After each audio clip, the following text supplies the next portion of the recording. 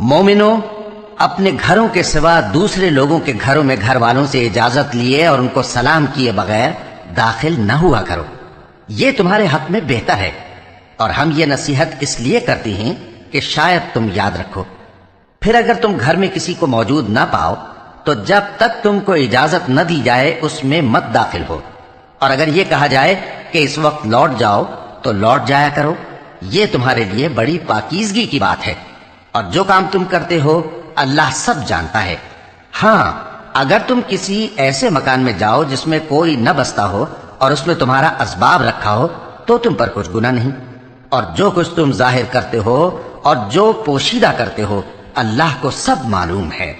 مومن مردوں سے کہہ دو کہ اپنی نظریں نیچی رکھا کریں اور اپنی شرمگاہوں کی حفاظت کیا کریں،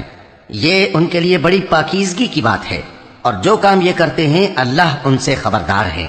اور مومن عورتوں سے کہہ دو کہ وہ بھی اپنی نگاہیں نیچی رکھا کریں اور اپنی شرمگاہوں کی حفاظت کیا کریں، اور اپنی آرائش یعنی زیور کے مقامات کو ظاہر نہ ہونے دیا کریں مگر جو اس میں سے کھلا رہتا ہو،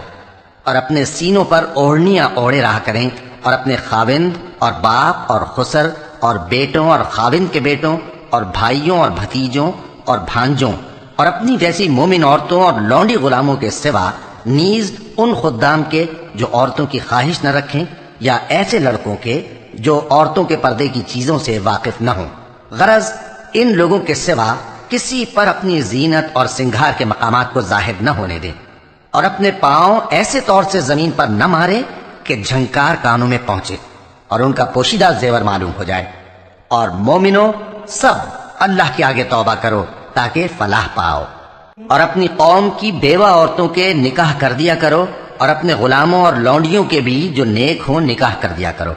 اگر وہ مفلس ہوں گے تو اللہ ان کو اپنے فضل سے غنی کر دے گا، اور اللہ بہت وسعت والا ہے، سب کچھ جاننے والا ہے۔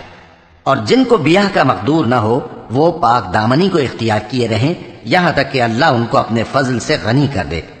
اور جو غلام تم سے مکاتبت یعنی مال دے کر پروانہ آزادی کی تحریر چاہیں، اگر تم ان میں صلاحیت اور نیکی پاؤ تو ان سے مکاتبت کر لو، اور اللہ نے جو مال تم کو بخشا ہے اس میں سے ان کو بھی دو۔